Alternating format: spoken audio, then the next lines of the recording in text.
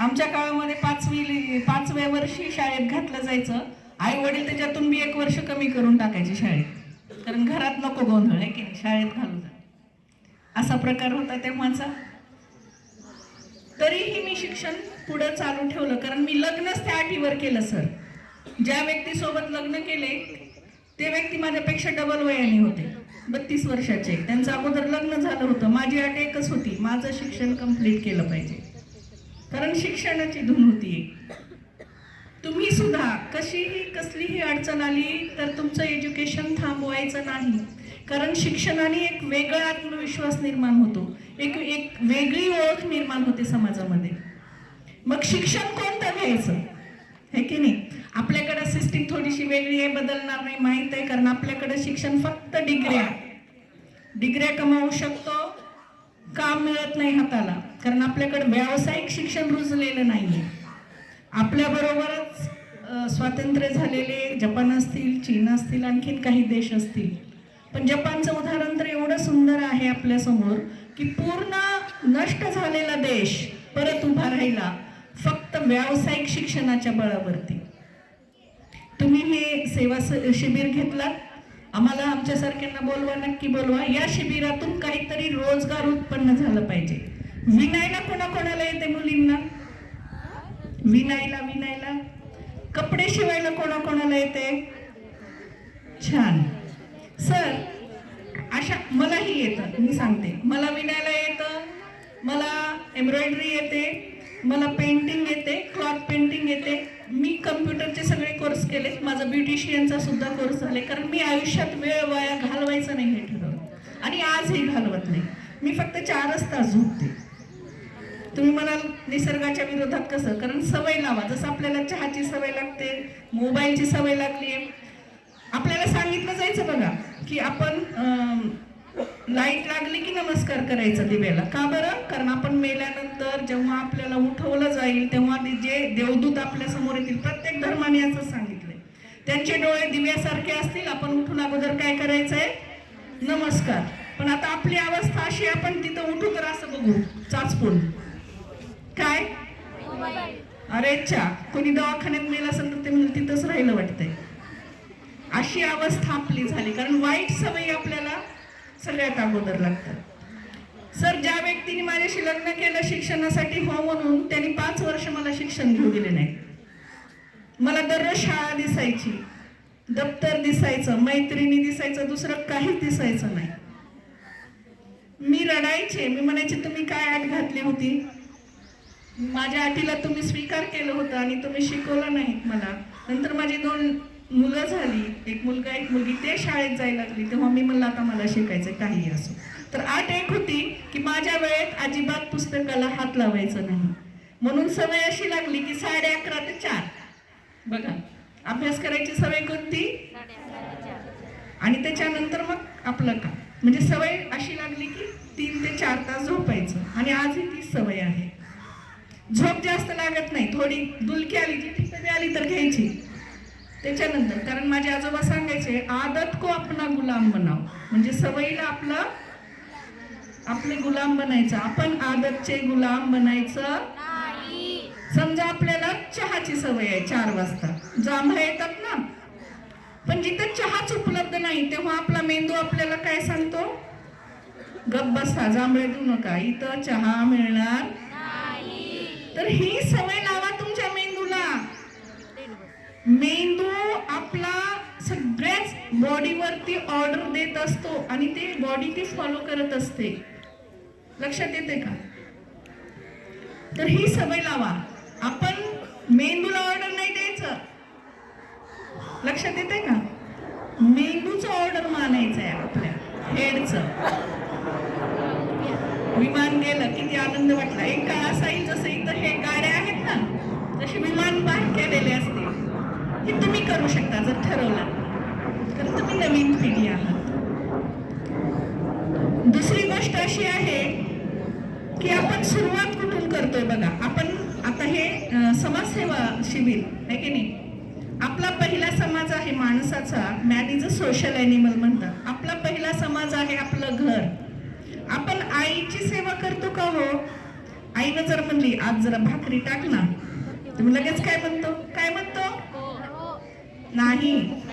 जा बाई, मी आत्ता तर आले शाळेतून, काय लावले हे? मी थकलेली आहे.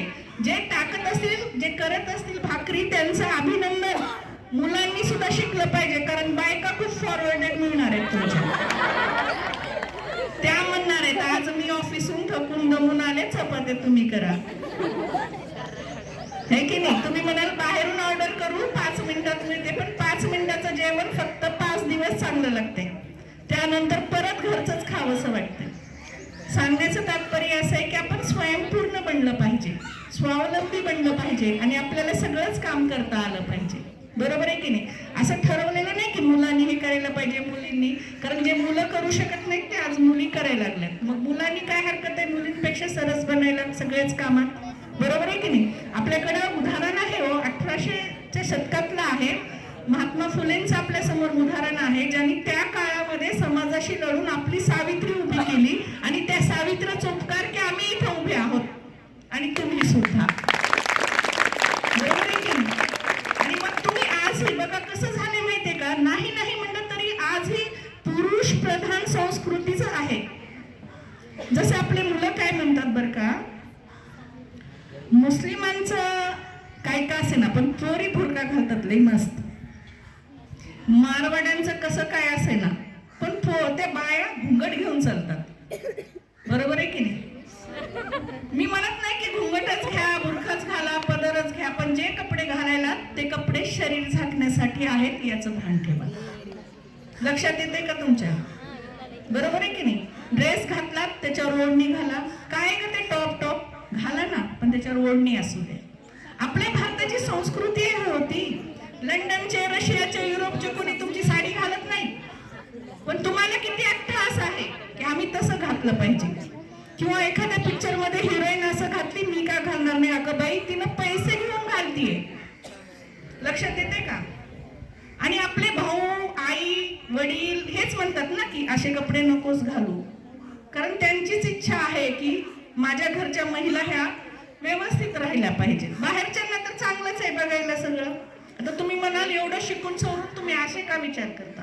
कारण मी माझ्या भारताच्या संस्कृतीचं प्रतिनिधित्व करते आणि करणार नेहमी. बघा, तलवार घेऊन लढल्या आमच्या महिला, पण हातात तलवार आणि डोक्यावरती काय होतं, है की नाही? आणि किती सुंदर, कारण सिम्प्लिसिटी इज ऑलवेज फॅशनेबल. साधं राहणीमान हे नेहमी फॅशनेबल असतं. आज एवढे केस कट केले, उद्या दुसरी फॅशन येते, मग काय करायचं? छान रहा, स्वच्छ रहा, नीटनेटक्या रहा, टापटीप रहा, व्यवस्थित, म्हणजे नेहमी सुंदर वाटणार. दररोज मेकअप करणारी बाई एखाद्या दिवशी मेकअप नाही केली तर लेकरं सुद्धा घाबरतील तिचे. किंवा दररोज मेकअप करून येणाऱ्या मॅडम पावसात जर आल्या तर कोण आली बाई म्हणायची वेळ आली. आणि लग्नात तर त्याच्यापेक्षा बत्तर अवस्था आहे. नवरीच्या तोंडावर 1-1 इंचाचा मेकअप आहे. दुसऱ्या दिवशी ओळख येत नाही नवरी कोणती. अरे ईश्वराने तुम्हाला सुंदरच बनवलंय, प्रत्येकाला सुंदर बनवलंय, फक्त बघा तर. मन स्वच्छ ठेवा, मन सुंदर ठेवा, म्हणजे तुम्ही नेहमी सुंदर दिसणार. गरज नाही मेकअपची, चांगलं खा ना. त्या मेकअपच्या पैशामध्ये फ्रूट्स खा दररोज, है की नाही? ड्राय फ्रूट्स खा, व्यवस्थित घरचं जेवण करा. काय होईल त्याच्याने? नेहमी सुंदर राहणार तुम्ही. मेकअप करायची गरज आहे का? नवरीनं सुद्धा एवढी मेकअप करायची गरज आहे का? पण चांगलं आहे ते. कशासाठी? दगड्या, धोंड्या, शेंबड्या, नकट्या, चपट्याला बी सुंदरच बायको पाहिजे, तर घे सुंदर बायको, है की नाही? आमच्या ब्युटिशियन किती वेळेस हिरोईनच तयार करून देतात. सर्वसाधारण मुलींनी कुठं जायचं बाबा? आणि तू की सळेस बघितलंस का आरशात, है की नाही? मग घे सुंदर बायको, दुसऱ्या दिवशी चिरकनास का, पण लग्नाच्या दिवशी सुंदर नवरी. ही कन्सेप्ट आहे.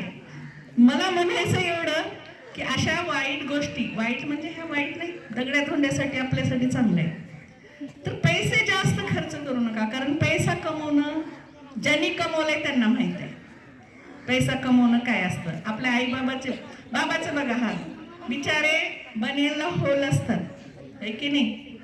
साधा मोबाईल असतं डबडा, त्याला रबर लावलेलं असतं, पण पोराला चांगलाच मोबाईल पाहिजे, चांगलीच गाडी पाहिजे, व्यवस्थितच पाहिजे. अरे असलं अनुकरण नका करू बाबांनो. तुम्ही असं ठरवा की मी एवढी मेहनत करेन, माझ्यामध्ये ती क्षमता आहे. जसं डॉक्टर बाबासाहेब आंबेडकर म्हणायचे की गरीब म्हणून जन्माला यायला तुमचा दोष नाही, पण गरीब म्हणून मरणं हा मात्र तुमचा दोष असेल. मी मेहनत करेन, मी माझ्या बाबासाठी मेहनत करेल, मी माझ्या आईसाठी मेहनत करेल आणि मी काय होईल, साहेब होईल, मोठा साहेब. त्याच्यासाठी जास्त पैसे लागत नाही. तुम्हाला ते सांगायचंय. कोणाकोणाला साहेब व्हायचंय? साहेबीन. हा, कोणाकोणाला व्हायचंय? अरे हात वर करा, नाही झालं तर गोळ्या घालणार नाही तुम्हाला मी. इकडं व्हायचं नाही का? इकडं काय व्हायचंय? धुरंधर. छान, खूप छान वाटलं, अभिनंदन तुमचं. मी बघितले सर काल मूवी धुरंधर. मला वाटलं नाव आहे तर खूप सुंदर असेल. आणखीन एक सांगते, प्रसार माध्यमाचा खूप वाईट परिणाम आपल्यावरती होऊ शकतो. कारण प्रसार माध्यमे हे समाज मनाचा आरसा असतात. एवढं विभिन्न आणि विचित्र चित्रीकरण आहे त्या पिक्चर मध्ये की सहज एखाद्याचा खून करणं, ते पण इतक्या विचित्र पद्धतीनं करणं. काय कारण आहे तुम्हाला दाखवायचं? काय कारण आहे की उद्या चालून बघा, काही एक सिस्टीम असते, ती सिस्टीम कायम असं काम करत असते की समाजाला गुलाम कसं बनवायचं. समाज जर शिकला सवरला, जसं डॉक्टर बाबासाहेब आंबेडकर काय म्हणायचे, गुलामाला गुलामीची जाणीव करून द्या म्हणजे तो काय करेल, पेटून उठेल. किंवा शिक्षण हे कशाचं दूध आहे, आणि ते प्राशन केल्यावर काय होईल, हा म्हणजे अन्यायाच्या विरोधात तो पेटून. आपण गुरगुरायचं म्हणजे मित्राला मैत्रिणीला असं एकमेकाला शेजाऱ्याला गुरगुरायचं नाही. अन्यायाच्या विरोधात तुम्हाला पेटून उठता आलं पाहिजे. आणि मग तुम्हाला अशा पद्धतीने तयार केलं जात आहे इनडायरेक्टली. तुम्हाला आज त्याचा परिणाम कळणार नाही या चित्रपटांचा. कारण धर्मनिरपेक्ष भारत, ज्या भारतामध्ये सर्व जाती धर्मांना समान अधिकार दिले डॉक्टर बाबासाहेब आंबेडकरांनी, आणि तुमची एकता कुठल्या तरी एका माध्यमासाठी, कुठल्या तरी एका घटकासाठी अतिशय घातक ठरत आहे. म्हणून तुम्हाला कसं तुमचं ध्रुवीकरण करायचं, तुम्हाला कसं एकमेकापासून दूर करायचं, त्याच्यासाठी मग हिंदू मुस्लिम असेल, हे की नाही, ओबीसी मराठा असेल किंवा एसटी एससी, हे असे जे भांडणं चालू झालेत समाजामध्ये, त्याचं बीज रोवलं जातंय या प्रसार माध्यमाच्या, सिनेमा सारख्या प्रसार माध्यमाच्या एवढ्या तीव्र आणि एकदम इमिडिएट प्रभाव करणाऱ्या माध्यमातून. आणि मी तो चित्रपट बघितला आणि इतकं विचित्र वाटलं मला की माणसाला इतक्या विकृत पद्धतीनं मारायचं, सगळ्यांसमोर मारायचं, एवढ्या घाण शिव्या द्यायच्या, आणि येडे मायबाप एवढे लहान लेकरं घेऊन ती पिक्चर बघायला गेले. लेकरं रडायला लागले, चिरकायला लागले, कारण बघू शकतात का ते. आणि एवढ्या लहानपणापासून त्यांना दाखवायचं की माणसांना कसं मारायचं, काय उचलायचं, कशाने मारायचं, डोक्यावर किती वार करायचे. अरे काय चालू आहे हे सगळं? कुठंतरी थांबलं पाहिजे. आणि हे कधी थांबेल की तुमच्या आमच्या सारख्यांनी तसल्या पिक्चरचं काय केलं पाहिजे, काय केलं पाहिजे, नाश नाही, विरोध करायचा, जायचंच नाही. बरोबर आहे की नाही? आणि कुठेतरी लिहा, बोलता येत नसेल तर कुठेतरी लिहा, आहे की नाही, आणि व्यक्त व्हायला शिका. बरोबर आहे की नाही? आपण घरात जसं बोलतो तसंच बोलायचं आहे. तर हे सगळ्या गोष्टी आहेत सर. काही इथं अधिकारी पण बसलेत, मी त्यांनाही सांगेन की या बाबतीत थोडीशी जाणीव जागृती निर्माण करणं अतिशय गरजेचं आहे. बघा ना, पिक्चर मधून काही ना काही आपण घेतो, बरेच पिक्चर असे आहेत आणि पाहते, पण असे जर असतील, विकृत असतील, विभत्स असतील आणि लहान मुलांना मशनरी बनवणारे असतील, भावनाच नाही ना, एखाद्या माणसाला मारायचं म्हणजे भावनाच नाही, है की नाही? आणि असा भावना शून्य जर समाज निर्माण झाला तर आपण रोबोट बनवू. एक आणि मशनरी कशी असते, भावना असतात का मशनरीला? नाही, आपण तसे बनू. इकडे बघा, ओ साहेब, भावी साहेब, आतापासूनच चर्चा सुरू झाली का कोणता साहेब बनायचंय? इकडे बघा, माझ्याकडं तुम्हाला सांगते. तर ह्या सगळ्या गोष्टीत मी तुम्हाला सांगत होते की तुम्हाला अधिकारी बनायचं, जास्त मेहनत करायची गरज नाही. जर तुम्ही उत्तर भारतात गेलात तर तिकडचेच IAS IPS अधिकारी आपल्याला जास्त दिसतात. इकडं SP वगैरे कलेक्टर वगैरे तिकडचे येतात. मग इकडची पोरं जातात कुठं? है की नाही? कुठं जातो रे आपण? कुठं असतो? आपण ठरवलंय का पुढं काय व्हायचंय? ठरवलंय का? ठरवा. कारण एकदा आपण आपलं ध्येय ठरवलं, ध्येय आणि उद्दिष्ट माहितीये का कशाला म्हणतात? एम अँड ऑब्जेक्टिव्ह ज्याला म्हणतो आपण. एम म्हणजे काय? एखादी आपण गोष्ट ठरवली, बरोबर आहे. जसं आपण हे शिबिर ठरवले, आपलं एम होतं या वर्षीचा तुमचा ठरलेला असेल कार्यक्रम, बरोबर आहे की नाही? आणि ते ध्येय पूर्ण करण्यासाठी जे जे तुम्ही इथं सगळे कार्यक्रम घेतलात, जे जे राबवलात तुम्ही उपक्रम, ते सगळे काय आहे? उद्दिष्टे. जसं तुम्ही एकदा ठरवलात की मला अधिकारी बनायचंय, तर त्याच्यासाठी तुम्हाला ज्या ज्या गोष्टी कराव्या लागतील ते म्हणजे काय असेल? उद्दिष्ट. इकडे लक्ष द्या पोरींनो, तुम्हाला खास बसायला सांगितलंय मी लहान पोरींना. मी तुम्हाला उदाहरण देत होतो उत्तर भारताचं. तिथं गुंडागुर्दी जेवढी आहे तेवढेच साहेब सुद्धा आहेत. त्याचं कारण असं आहे की लहानपणापासूनच त्यांच्या बालमनामध्ये एक बीजारोपण केलं जातं की मला IPS किंवा IAS व्हायचंय, मोठा अधिकारी व्हायचंय. आता हे जे वटवृक्ष आहेत आपल्याकडं, याचं बीज बघितलंय का तुम्ही? किती असतं रे? खूप बारीक, खूप बारीक, है की नाही? आणि त्याचं एवढं मोठं वटवृक्ष तयार होतं. तसं तुम्ही मनात बीजारोपण करायचंय की मला काय व्हायचंय? अधिकारी बनायचंय, मोठा अधिकारी. आता अधिकारी कोणता बनायचंय? इमानदार बनायचं. असं ड्रॉवर ओढणारा नाही. ड्रॉवर ओढणारा म्हणजे काय? टेबला खालून पैसे घेणारा. बघा, इतका आनंद होतो एखाद्या गावातला व्यक्तीच्या मुलगा किंवा मुलगी अधिकारी बनते, त्याची वरात काढतात आपण, है की नाही? किती मोठी मिरवणूक असते, किती गुलाल उधळतो, किती आनंद असतो, किती अभिमानाचा क्षण असतो. आणि पुढे चालून असे अधिकारी जेव्हा भ्रष्टाचारामध्ये लिप्त होतात, पकडले जातात, ते काय तुमचं तो PI तुम्ही काढला होता ना वरात, सापडला हो अँटी करप्शन मध्ये. आणि मग आपल्या गावची मान खाली होते. इमानदारीने बघा, पैसा कमवायला जास्त काही लागत नाही. बघा, मी सांगते, माझं उदाहरण सांगते, कारण मी एक उदाहरण आहे तुमच्यासमोर. माझ्या आयुष्यामध्ये मी 12 सर्जऱ्या फेस केल्यात. किती? 12. तुम्हाला वाटत असेल का माझा मनका मधून तुटलेला होता? वाटते का? 9 महिने तर मला हलायचं पण नव्हतं, बेडवरून हलायचं नव्हतं. आणि 6 सर्जऱ्या फेस केल्या मी. 6 सर्जऱ्या. माहितीये तुम्हाला वाटत असेल सगळे प्रॉब्लेम, कसं खूप प्रॉब्लेम्स असतात, तरी मी उठून उभी राहिले आज. अक्षरशः मध्ये रॉड वगैरे वगैरे सगळं घालावं लागलं.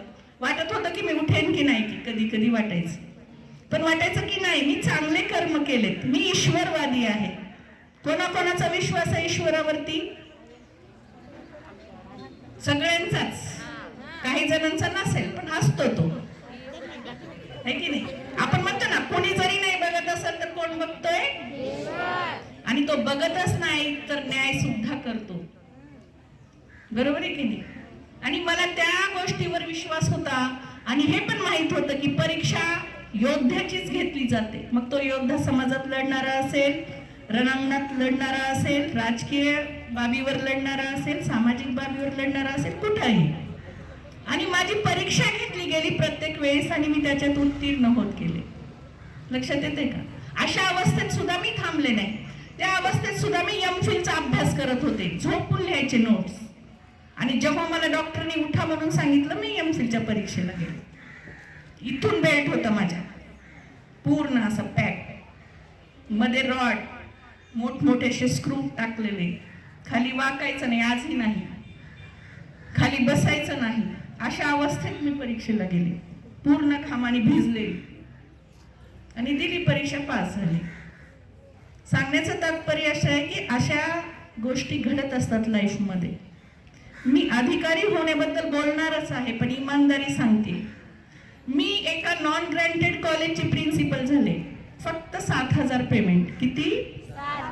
7,000 पेमेंट मध्ये सुद्धा 4 व्हीलर मध्ये फिरत होते मी. लक्षात घ्या. इमानदारी, कारण माझे लेकर मी इमानदारीनंच घडवले. संस्था चालक बघते, मॅटर करत नाही माझ्यासाठी. कोण बघते कोणासाठी, कोणाच्या पुढे पुढे करण्यासाठी बिलकुल नाही. लक्षात येते काय? आपल्याकडे आजकाल हे खूप चालू आहे, शायनिंग मारणं, आहे की नाही, समोर समोर. अरे ईश्वर बघायला लागलाय तुमचे कर्म. ज्या ठिकाणी तुम्हाला ईश्वराने बसवले, काहीतरी विचार करून बसवले, तुम्हाला जगापेक्षा वेगळं निवडलंय, काहीतरी विचार करून निवडलंय, त्याला निराश करू नका, नाहीतर लात आहे मग. आणि बरकत पण नसते तसल्या कमाईमध्ये, हरामाची कमाई म्हणतात त्याला. काय म्हणतात?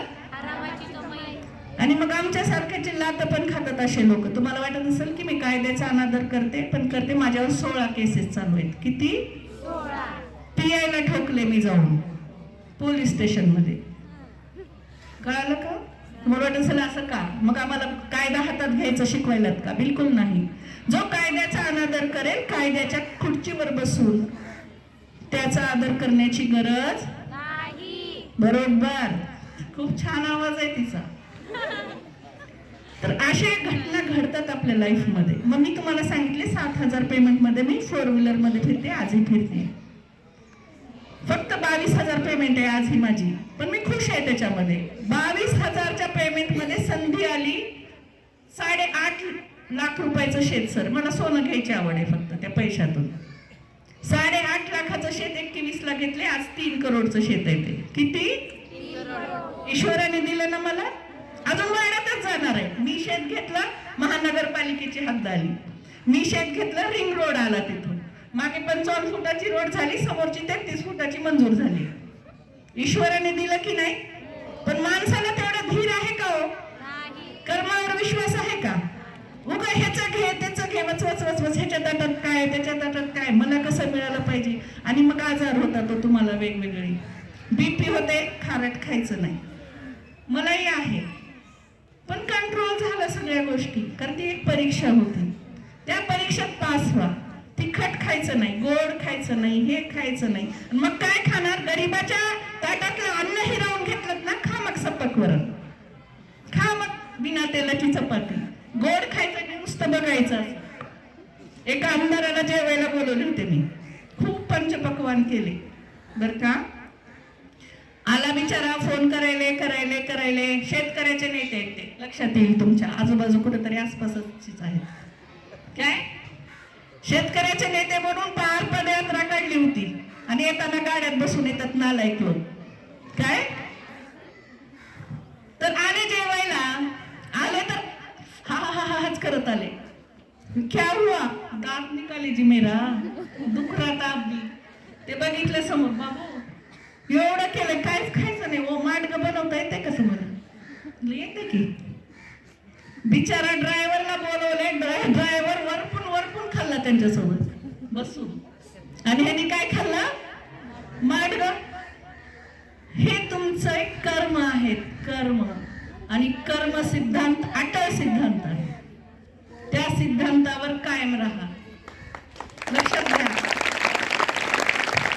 आता बघा, चांगलं काम करणारे स्वयंसेवक आहे की नाही, तुम्ही त्यांना पुरस्कार दिला. कारण तुम्ही इथं बघून सर्व होतो, त्यांचं मूल्यमापन करत होतं, पुरस्कार दिलो. ईश्वर तसाच सर्व आहे, वर बसून मूल्यमापन करतं आणि बक्षीस सुद्धा देतं. फक्त तुम्ही तुमच्या कामाशी काय राहिलं पाहिजे? प्रामाणिक. आपल्याकडे भूमी काम करणारे मुलं येतात उत्तर प्रदेशवरून, सोन्याच्या अंगठ्या हातात, पल्सर गाडी, बुलेट गाडीवर येतात, मोठमोठे लॉकेट गळ्यात असतात. काय करतात? येऊन टॉयलेट साफ करतात आपले. पण किती प्रामाणिकपणाने बघा, ते त्यांच्या कामाशी कसे आहेत. आणि मग ईश्वर त्यांना सगळंच देतं. सांगण्याचं तात्पर्य असं आहे की आपण म्हणतो की आमच्या महाराष्ट्रामध्ये बाहेरचे लोक आलेलं खपणार नाही. आले तरी काय बोलायला पाहिजे त्यांनी? आणि आमचे पोरं जातात लंडनला शिकायला, आणि आम्ही तुम्हाला सांगतो मराठी भाषा आमची अस्मिता आहे की नाही? तुम्हाला फक्त हत्यार बनवलं जातं साहेबांनो, आणि साहित्य असतात. आणि मग आम्ही कामच करत नाही हो. आमचे टॉयलेट साफ करायला उत्तर प्रदेशचे माणसं यायलेत, आणि आम्ही पानपट्ट्यावर बसतो, है की नाही, चकाट्या पिटत कुठेतरी ओट्यावर बसतो. JCB आली तर 10-20 जण उभं राहतात त्याला बघायला. JCB काय असतं ते बघायचं म्हणजे एवढी बेकारी आहे. सर हे जे भ्रमणध्वनीचं व्यसन लागले ना, अगोदरचा डेटा कसा होता आपल्याला, कसा मोबाईलचा? फ्री आहे की नाही? Free data. आपल्याला तर भानच नाही की आपण बेकार आहोत. तर आपण बघायला ना आता कसा आहे डेटा, आणि महिना कितीचा आहे? 28चा. म्हणजे वर्षाचे 13 महिने केलेत त्यांनी. आपल्याला ते सुद्धा भान नाही. आणि आज ऍडिक्शन आहे आपल्यासमोर. मोबाईल चांगली गोष्ट आहे, मी पण मोबाईल बघते, कधी करमणुकीचं पण बघते, रील्स पण बघते. आपल्या देशाचं उत्पन्न वाढायलंय त्याच्याने असं म्हणतात. त्याच्यामध्ये बरेच माहिती. आमच्या काळामध्ये आम्हाला लायब्ररीत पुस्तकं शोधत फिरावे लागायची लायब्ररीत. आता रात्री जरी प्रश्न निर्माण झाला तर लगेच मोबाईल मध्ये बघू शकतो आपण. प्रत्येक प्रश्नाचं उत्तर आहे मोबाईल मध्ये. माझी आजी सांगायची, एक जमाना ऐसा आएगा माँ, हतीली में दुनिया दिखेंगी. बघा बिचारी गेली मरून, किती काळ झाला, पण खरंच आहे ना. मग आपल्याला सगळ्या जगाचं दर्शन, सगळी माहिती जर आपल्याला मिळत असेल तर ते बघायला काय हरकत आहे का? आपण बघणार काय? नको त्या गोष्टी. आणि मग ते ऍडिक्शन लागलं आपल्याला. त्याचा फायदा करून घ्या. प्रत्येक गोष्ट चांगली आणि वाईट दोन्ही बाबी असतात. कशाचा वापर करायचा, काय वापर करायचा आणि कसं करायचं, एवढं जरी कळलं ना आपल्याला तर खूप फायदा असतो. जसं मी MPSCचं सांगते तुम्हाला, अधिकारी होण्यासाठी. आता तुमच्याकडे मोबाईल आहे, प्रत्येक प्रश्नाचं उत्तर आहे. युट्यूबवर कितीतरी क्लासेस चालतात. इंटरनॅशनल, नॅशनल लेवलचे अनेक कोर्सेसचे क्लासेस तुम्हाला मिळतात बघायला. कुठं? मोबाईल वरती. पण तुम्हाला आणखीन एक सोपा उपाय सांगते. छोट्या पिल्लांनो इकडे लक्ष द्या. तुम्हाला आतापासून सुरुवात करायची त्या बियाची, या वटवृक्षाच्या.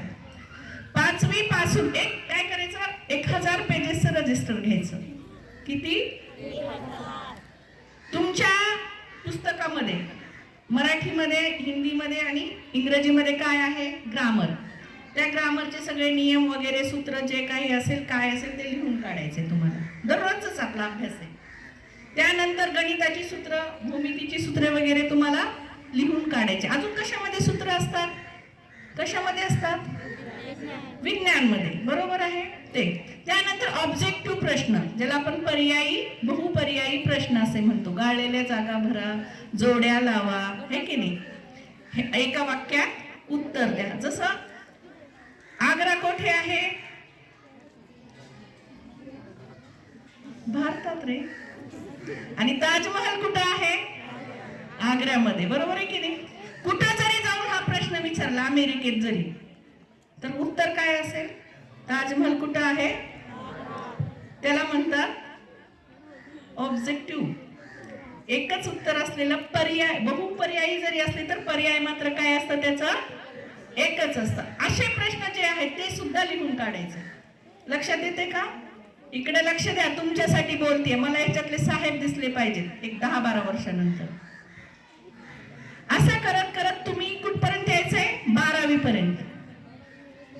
आणि ते जे रजिस्टर तुम्ही लिहायला लागलात, सगळं झालं. शाळा झाली, घरी आलो, जेवण केलो, खेळणं झालं, टीव्ही बघणं झालं, मोबाईल बघणं झालं. आता झोपायची वेळ आली की ते रजिस्टर समोर घ्यायचं. लक्षात येते का? आणि दररोज एकदा त्याला काय करायचं? काय करायचं?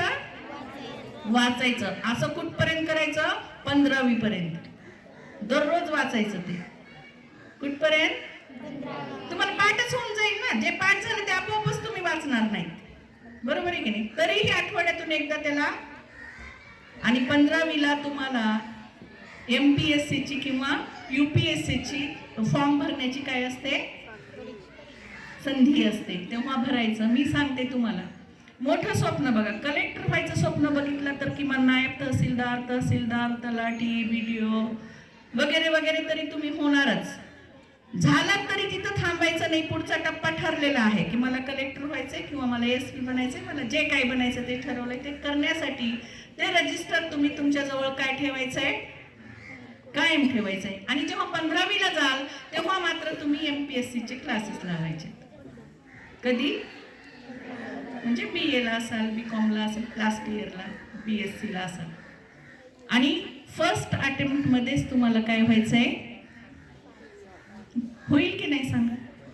समजा हे वृक्ष लावलं आपण, बी तर लावलं, त्याला पाणी नाही दिलं, त्याला बघितलं नाही, काहीच नाही केलं, तर ते वाढेल का? हो. म्हणून आज बीज कोणतं लावलंय तुम्ही? की मला काय व्हायचंय? साहेब व्हायचंय. कोणता साहेब व्हायचंय? इमानदार साहेब व्हायचंय. की माझं नाव ऐकून माझ्या गावच्या लोकांना गर्व झाला पाहिजे, है की नाही? गर्व वाटला पाहिजे, माझ्या आई वडिलांना गर्व वाटला पाहिजे. आणि मी मरेपर्यंत ताठ मानेनं इमानदारीनं नोकरी करेल, ट्रान्सफर होऊ द्या, काही फरक पडत नाही. आणि आत्ताच सांगितलं की तुमच्या भाग्यामध्ये जेवढे काही गोष्टी लिहिलेल्या आहेत, धन दौलत पैसा वगैरे, तुम्ही इमानदारीनं काम केल्यानंतर तुम्हाला ते मिळणारच आहे. मला मिळाला की नाही? मिळाला की नाही? आणि ती किंमत कमी होणार आहे का त्या शेताची? आता त्या प्लॉटिंगची वाढतच जाणार आहे की नाही? म्हणून इमानदारीची कमाई करा आणि ठरवा, मला जे ईश्वराने काम दिलंय ते काम मी कसं करेन? इमानदारीने, प्रामाणिकपणे. कोणी जरी बघत नसलं तरी कोण बघायला लागलंय? ईश्वर बघायला. आपण त्यालाच खुश करायचंय, कुठल्या साहेबाला वगैरे नाही. याचा अर्थ असा नाही की त्याचा मान सन्मान करायचा नाही, करायचा, पण तो कर्तव्यनिष्ठ असला पाहिजे. बरोबर आहे की नाही? आणि फॉर्मॅलिटीज, औपचारिकता सोडा, इमानदारीनं काम करा, नक्कीच तुम्हाला यश मिळेल. आणि बेस्ट लक तुम्हाला पुढील सगळ्या गोष्टीसाठी. धन्यवाद.